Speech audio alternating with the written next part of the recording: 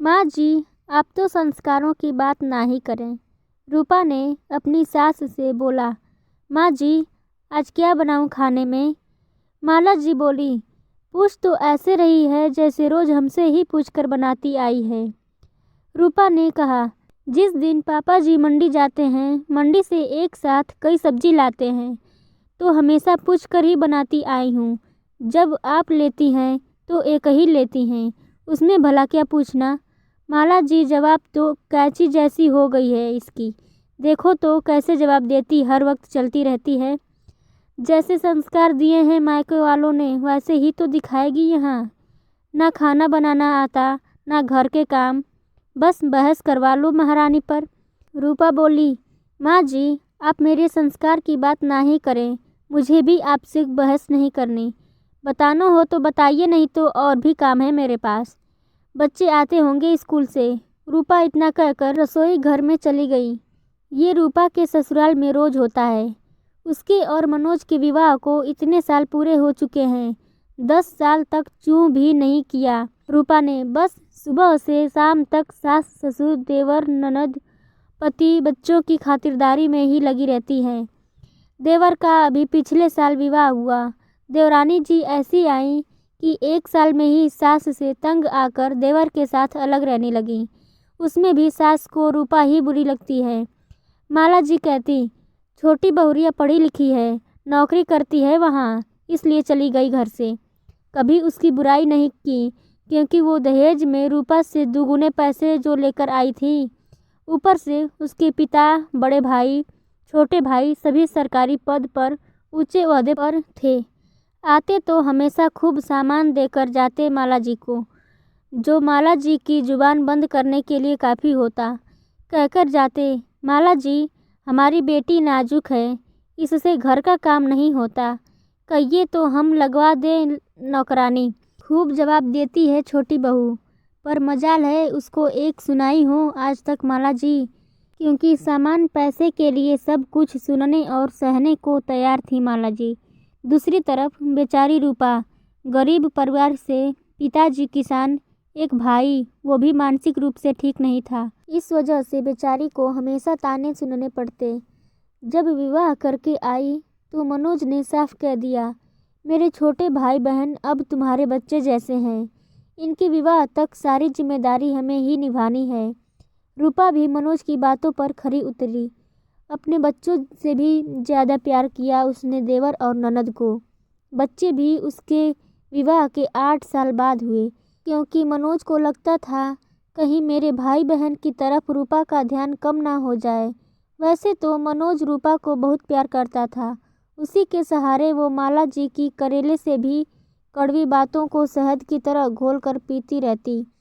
1 साल पहले ननद रानी भी घर से विदा हो गई, पर अब रूपा जवाब देने लगी थी। अब वो भी अपने शरीर मस्तिष्क को आराम देना चाहती थी। हर वक्त कितना सहे। रूपा ने एक बात समझ ली थी, आप जितना जुल्म सहोगे, लोग उतना ही आप पर जुल्म करेंगे। जिस दिन आपने आवाज़ उठाई उस दिन से कुछ कम हो जाएंगे। रूपा खाना बना रही होती है और अपनी सोचों में गुम थी। तभी अचानक दरवाजे की घंटी बजती है। माला जी, एरी, सुनाई नहीं पड़ रहा क्या? कब से घंटी बज रही है? बहरी हो गई है? दिखता नहीं, मैं पूजा कर रही हूँ। बबीता जी इतना कहकर अपने जाप करने लगी थी। रूपा दौड़ती हुई आई और दरवाज़ा खोला। अरे सोनम, आप इस समय सब ठीक तो है ना? सोनम गुस्से में, अरे भाभी, अंदर भी आने दोगी या सब बाहर ही पूछ लोगी? सोनम रोती हुई चिढ़ कर बोली। आवाज़ सुनकर माला जी पूजा बीच में ही छोड़कर आ गई। माला जी, सोनम, सब ठीक तो है ना? रात के इस वक्त तू अकेली आई है या दामाद जी भी साथ में हैं? सोनम, माँ, अनर्थ हो गया। आपकी बेटी को उसकी सास और पति ने मिलकर धक्का मारकर घर से भगा दिया और कहा, जा अपने मायके, हमें अपनी मनहूस शक्ल मत दिखाना आज के बाद। माला जी गुस्से में, इतनी हिम्मत उन 2 कौड़ी के लोगों की? मुझे तो पहले ही पता था वो ऐसे ही इंसान है। पर मनोज के बापू कहाँ मानने को तैयार थे। कहते बहुत संस्कारी लोग हैं, दिख गए उनके संस्कार। तू रो मत बिटिया, आने दे मनोज और तेरे बापू को, फिर देखती हूँ इन लोगों को। रूपा, माँ जी, किसी भी फैसले पर पहुँचने से पहले सोनम से पूछ लीजिए कि क्या बात हुई। सोनम, बताओ ना, क्या हुआ। जीजा जी तो काफ़ी सुलझे हुए सरल स्वभाव के हैं। मुझे नहीं लगता कि वो बेवजह इस तरह बदतमीजी से बात करेंगे आपसे। माला जी, हाँ हाँ, तुझे तो मेरी सोनम ही गलत लगेगी। जब से आई है बस हम माँ बेटी के पीछे ही पड़ी है रहती है। रूपा, माँ जी, मैं सोनम से बात कर रही हूँ, आपसे नहीं।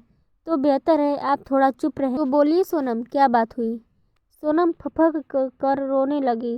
भाभी, मेरी कोई गलती नहीं, आप ही बताइए। किट्टी पार्टी जाने में भला क्या बुराई है, आजकल सभी लेडीज जाती हैं।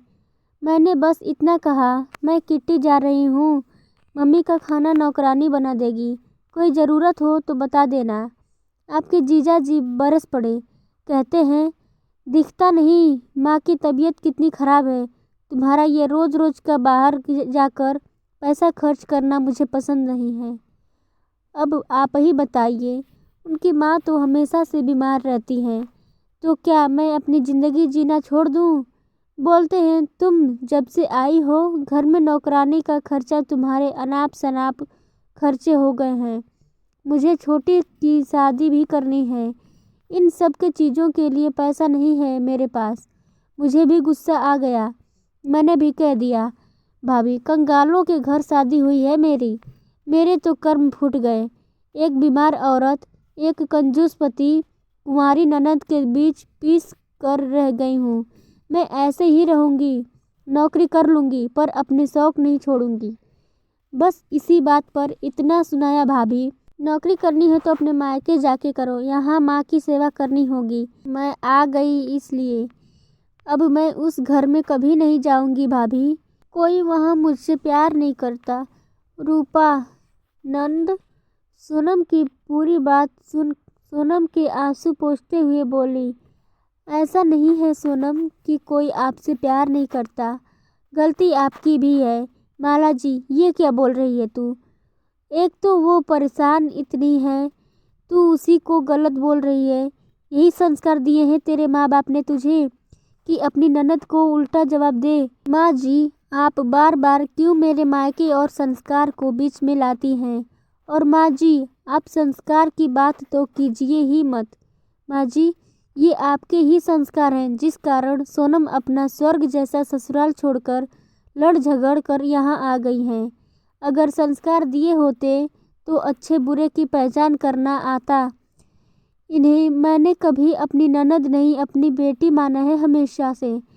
जब इस घर में आई थी 9 साल की थी सोनम, मैंने इनसे कहा कितनी छोटी है मुझसे। उन्होंने कहा सोनम मेरी बेटी जैसी है, उसकी आंखों में कभी आंसू मत आने देना। और मैंने ऐसा ही किया। सोनम, क्या गलत कहा जीजा जी ने। पता है आपको, जब मैं ब्याह के यहाँ आई थी यहाँ, तब आपके भैया ने साफ कह दिया, मैं कोई खर्चा नहीं दूंगा तुम्हें फिजूल खर्च के लिए। मेरे सामने 2 बड़ी जिम्मेदारियां हैं, मेरे छोटे भाई बहन, पिताजी बीमार रहते हैं, आमदनी का जरिया सिर्फ मेरी छोटी सी नौकरी है। आप लोगों की देखभाल के कारण ही हम लोगों ने कोई बच्चा नहीं सोचा। पर रोज रोज के माँ जी के ताने भी सहे लगता है।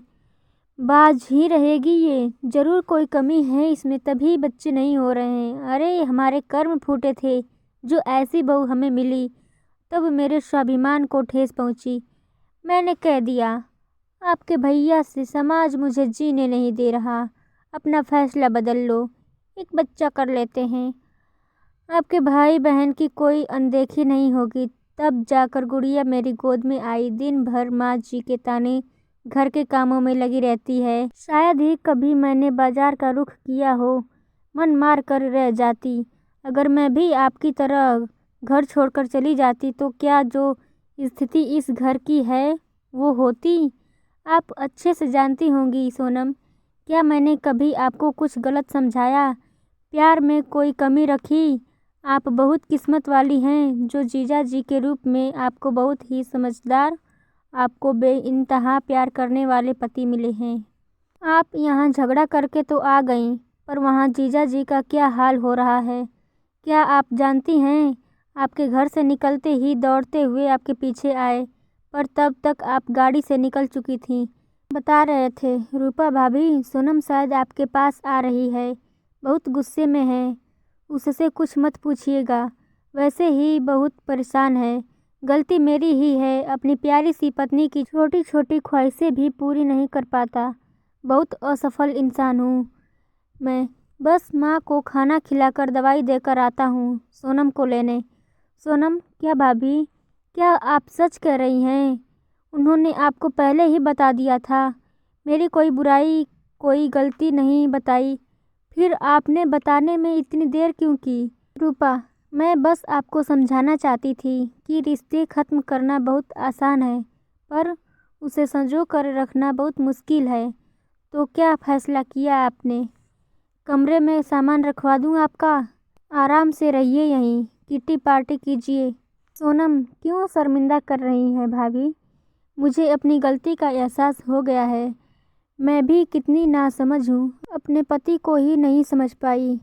आप नहीं होती तो शायद आज मैं अपने घमंड के आगे अपना सबसे अनमोल रिश्ता खो देती।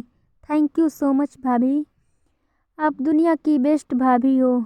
रूपा, अरे बस बस दीदी, आपकी इसी मासूमियत भरी बातों से तो जीजा जी आपकी हर गलती नज़रअंदाज कर देते हैं। सोनम, अब कोई गलती नहीं करूँगी, आपकी तरह अपनी सारी जिम्मेदारियों को बखूबी निभाऊंगी। रूपा, ये हुई ना बात, वो देखिए आपको कैसे निहार रहे हैं जीजा जी गेट पर खड़े। सोनम झेंप गई। तब तक मनोज और उसके पिताजी भी आ गए। पिताजी, अरे माला, ये क्या हो रहा है? दामाद जी आए और तुरंत चल दिए। माला जी, कुछ नहीं, बस आज कुछ रिश्ते पक्के हो चुके हैं। किसी के संस्कारों ने आज एक घर बर्बाद होने से बचा लिया।